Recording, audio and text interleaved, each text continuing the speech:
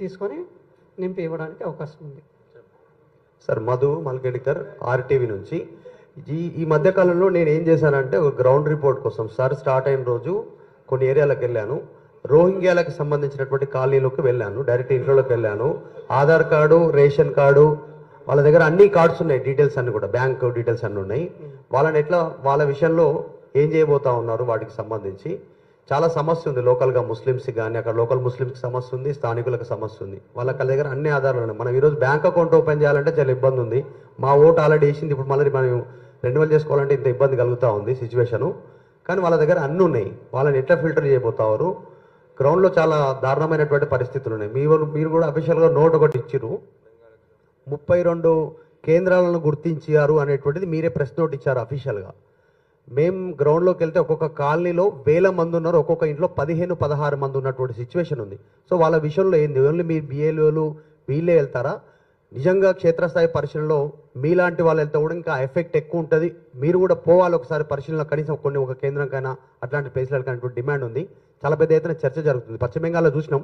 So తెలంగాణలో కూడా చాలా పెద్ద ఎత్తున ఉన్నారు రోహింగ్యా వచ్చినటువంటి వాళ్ళు ముస్లిమ్స్. ఓకే, వాళ్ళు రోహింగ్యా ముస్లిమ్సా అదే వేరే ముస్లిమ్సా అనేది అది పక్కన పెడితే, వాళ్ళు రోహింగ్యా ముస్లిమ్స్ అనేది వాళ్ళ డీటెయిల్స్ ఎవరైనా పైన 2 బ్లాంక్ వస్తాయి, వాళ్ళ దగ్గర 2002 డీటెయిల్స్ ఉండకపోవచ్చు, ఎవరి దగ్గర ఉండవు రోహింగ్యాస్ తీసుకుంటే కూడా. కాబట్టి కింద డీటెయిల్స్ మాత్రమే ఫిల్ చేస్తారు వాళ్ళకి అందరికీ నోటీస్ అనేది తప్పకుండా వెళ్తుంది. వెళ్ళిన తర్వాత నోటీస్ పీరియడ్లో కొన్ని జాగ్రత్తలు తీసుకోమని చెప్పి ఇన్స్ట్రక్షన్స్ ఇవ్వడం జరుగుతుంది వాళ్ళకి, ఈఆర్ఓస్కి, క్వాసి జ్యుడిషియల్ అథారిటీ కాబట్టి వాళ్ళకి సపరేట్ ఇన్స్ట్రక్షన్స్. ఇటువంటివి కొన్ని మా దృష్టికి వచ్చాయి. So areas, so Rohingyas etcetera వాళ్ళు ఉంటున్నారు అనేది మా దృష్టికి వచ్చాయి. కాబట్టి ఈ ఏరియాస్లో ఈ పాకెట్స్ ఉంటే మీకు వస్తున్న ఫామ్స్ ఏవైతే ఉన్నాయో ఆ నోటీస్ పీరియడ్లో కొన్ని ఎక్కువ జాగ్రత్తలు తీసుకోని అని చెప్పి చెప్పడం జరుగుతుంది. నా పేరు ఉమావర్మ సార్. నోటీస్ పీరియడ్లో ఫిల్టర్ చేయాలి. ఓకే,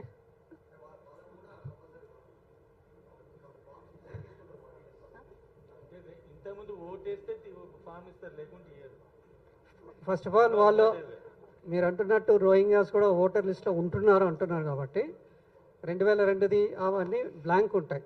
ఖచ్చితంగా నోటీస్ అనేది వెళ్తుంది వాళ్ళకి. నోటీస్ వెళ్ళినప్పుడు ఎంక్వైరీ పీరియడ్, నోటీస్ పీరియడ్లో కొంచెం జాగ్రత్తగా ఎక్కువ చూడమని చెప్తాము. దాని ప్రకారం ఫిల్టర్ అవ్వడం ఛాన్స్ ఉంది. సార్ నా పేరు Umavarma, senior journalist and press club executive member. Sir ఇప్పుడు మెయిన్ అర్బనైజేషన్లో మీరు 60% అంటున్నారు. సో మెయిన్ గచ్చిబౌలి, మణికొండ ఈ ఏరియాలో గేటెడ్ కమ్యూనిటీస్ ఉంటాయండి. సో రూరల్లో మనుషులు గుర్తుపడతారు, ఒకరికొకరు సహాయం చేస్తారు. ఈ గేటెడ్ కమ్యూనిటీలో కమ్యూనికేషన్ అనేది చాలా 0%. అండ్ మీ ఆఫీసర్స్ ఎవరైతే ఉన్నారో 4-5 ఒకే ఏరియాలో ఉంటున్నారు, మాకు సంబంధం లేదంటూ ఇప్పుడు మేమున్న కమ్యూనిటీలో ఒక్క ఆఫీసర్ కూడా రాలేదు అండ్ ఎలాంటి ఫామ్ కూడా సబ్మిట్ చేయలేదు. సో ఇది చాలా వరకు మీరు అందరినీ ప్రక్షాళన చేసే భాగంలో చాలామంది వెళ్ళిపోయే అవకాశం ఉంది. అండ్ ఇంకొకటి, రూరల్లో ఉన్న వాళ్ళందరూ అక్కడ ఓటక్కు ఉంటుంది అండ్ వాళ్ళు సిటీలో సెటిల్ అవుతారు. మరి మీరు అక్కడికి వెళ్ళి మీ ఆఫీసర్స్ ఉన్నప్పుడు వాళ్ళు లేకపోతే ఎలాగా? అండ్ ఇంకొకటి, తెలుగులో ప్యూర్ ఇప్పుడు ఎగ్జామ్స్ ప్రిపరేషన్ లాగా ఉంది సార్ ఇది సబ్జెక్టు. సో మీరు ఇంత బాగా ఎలాబరేట్గా చెప్తూనే కొంతమందికి అర్థం కావట్లేదు. సో రూరల్లో కానీ అర్బన్లో కానీ దీని గురించి అర్థం కాక మనకి ఎందుకు వచ్చిన తనలేపని ఫామ్ ఫిలప్ చేయని వాళ్ళు కూడా చాలామంది ఉన్నారు. సో ఫర్ ఎగ్జాంపుల్ ఇప్పుడు ఇక్కడ ఉన్న వాళ్ళకి ఎంతమందికి ఇంటికి ఫామ్ వచ్చింది అనేది మీరు కన్ఫర్మ్ చేసుకోవచ్చు. అంటే దాదాపు ఒక 10% కూడా ఇది రీచ్ అవ్వలేదు. సో దీనిపైన అవేర్నెస్ పెడతారా? డెసిషన్ మేకింగ్ ఎలా ఉంటుంది? అండ్ మీరు అంటున్నారు మోర్ దెన్ 50+ వాళ్ళకి ఇది ఒక ఎగ్జామ్ లానే ఉంటుంది. చదువుకున్న వాళ్ళకంటే చదువుకోలేని వాళ్ళు కూడా ఎక్కువ ఉంటారు. సో వాళ్ళపైన మీరు ఎలాంటి అవగాహన ఏర్పాటు చేస్తారు? సో దీనికి అవగాహన అనేది చాలా ముఖ్యం. Especially urban pockets are highly literate people villages కన్నా. కాబట్టి వాళ్ళకి ఇలా చెప్తే అలా నేర్చుకోవాలి. అర్బన్ పాకెట్స్లో if you are complaining that urban పాకెట్స్లోనే ఇల్లిటరేట్ టైప్లో ఇల్లిటరేట్గా ఉన్నారంటే it is a drawback of the person, not the person who is educating. Because urban పాకెట్స్లో లిటరసీ అనేది చాలా ఎక్కువ. కాబట్టి ఒక మార్గం కాకపోతే 2 మార్గాలు, 2-3 మార్గం కూడా వెతికైనా కూడా I have to become a voter అనే ఒక what is it no not puzzle. If there is a will that I have to become a voter అంటే it will not be a puzzle. Educated person it's a puzzle అని చెప్పకూడదు. Because educated person knows what is this అనేది. ఇంకా rural ఏరియాస్లో వాళ్ళకి అర్థం కాదంటే semi literates, rural area it's not an issue. Urban పాకెట్స్లో మీరు అంటున్నారు ఇప్పుడు. రూరల్ ఏరియాస్లో బిఎల్ఓస్ వాళ్ళకి బాగా తెలుసు కాబట్టి BLOs will help them out. In urban pockets బిఎల్ఓస్కి ఆ ఏరియా ఇంతకుముందు చెప్పినట్టు ఆ ఏరియా మీద పట్టు లేకపోవడం, వీళ్ళు కొత్త ఎంప్లాయీస్, ఇదొక drawback. Second thing is in urban pockets they are busy with something else. They are busy eking out their livelihood. They are busy in their own way. కాబట్టి వాళ్ళ ఎన్యుమరేషన్ ఫామ్ ఫిల్ చేయడంలో వాళ్ళకి they are finding it difficult అనేది it's not cannot be taken. Or ESET.net ఉంది కదా, దాంట్లో కూడా fill చేసుకోవచ్చు. Or if I not got నాకు రాలేదు, నా పక్క neighbour is also same polling station కాబట్టి పక్క నైబర్కి వచ్చింది కాబట్టి దానిపైన బిఎల్ఓ పేరు ఉంటుంది, బిఎల్ఓ నెంబర్ ఉంటుంది. ఆ బిఎల్ఓకి ఫోన్ చేసి పక్కన ఆయనకి ఇచ్చావు, నేను అదే పోలింగ్ స్టేషన్ నాకు రాలేదని చెప్పి కూడా అడిగి తీసుకోవచ్చు. Different ways. Sir sir sir sir sir sir sir sir వెనకాల ఏదో కుట్ర ఉంది, చాలా ఓట్లు తీసేసే ఒక కుట్ర జరుగుతుంది అని చెప్పి ప్రతిపక్షాలు ప్రధానంగా వాదిస్తున్నాయి. ఎందుకంటే ఎంఐఎం పార్టీ దీని మీద ఫోకస్ చేసింది, దాని మీదనే మిమ్మల్ని క్వశ్చన్ చేస్తుంది. అసలు నిజంగా కుట్ర అనేది ఉందా? నిజంగా ఓట్లు తొలగించే అవకాశం ఉందా? లేదండి.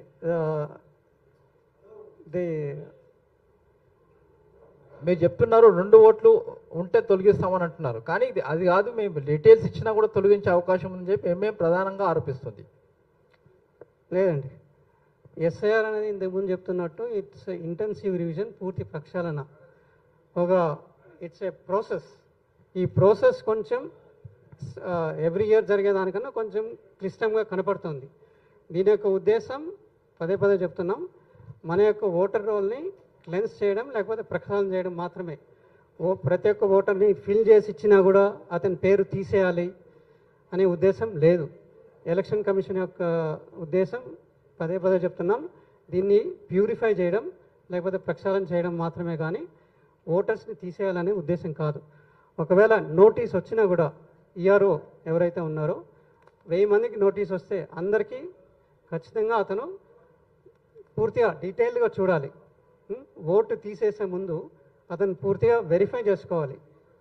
అతను ఫిల్ చేసిన డీటెయిల్స్, తర్వాత అతను పొందుపరిచిన ఇన్ఫర్మేషన్ మొత్తం జాగ్రత్తగా చూసుకొని అక్కడ డౌట్స్ ఏదైనా ఉంటేనే అప్పటికి ఆ కన్సర్న్డ్ ఎలక్టర్ని పిలిపించి ఆ డౌట్స్ పూర్తిగా క్లారిఫై చేసుకున్న తర్వాతే ఓటు తీసేయడానికి అతను ముందుకెళ్లాల్సి వస్తుంది. ఆ ఓటు తీసేస్తూ ఉంటే కూడా అతను స్పీకింగ్ ఆర్డర్ ఎందుకు కారణాలు రాయాల్సి వస్తుంది. ఎందుకు కారణాల వల్ల నేను నీకు ఓటు హక్కు కల్పించలేకపోతున్నాను అనేది ఈఆర్ఓ అనే వ్యక్తి పూర్తిగా స్పీకింగ్గా డీటెయిల్డ్గా ఇవ్వాలి. కాబట్టి ఓటు తీసేయడం అనేది బిఎల్ఓ మీద కానీ తర్వాత ఈఆర్ఓ పైన కూడా చాలా ఇట్స్ రెస్పాన్సిబిలిటీ చాలా ఎక్కువ ఉంది.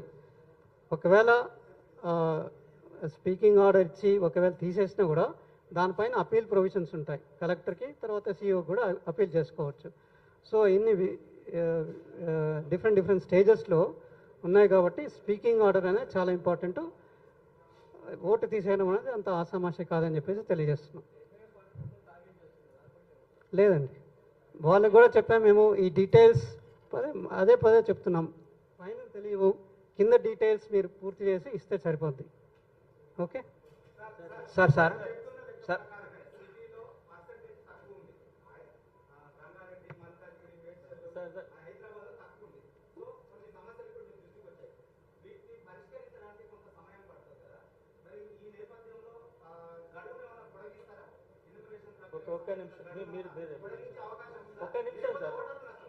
అది ఇవాళ ఈఆర్ఓస్ డిఈఓస్ రిక్వెస్ట్ బేస్ చేసుకొని చూస్తాం. సార్ నా పేరు రమేష్, నమస్తే తెలంగాణ. సార్ ముఖ్యంగా ఎన్యూమరేషన్ ప్రారాలు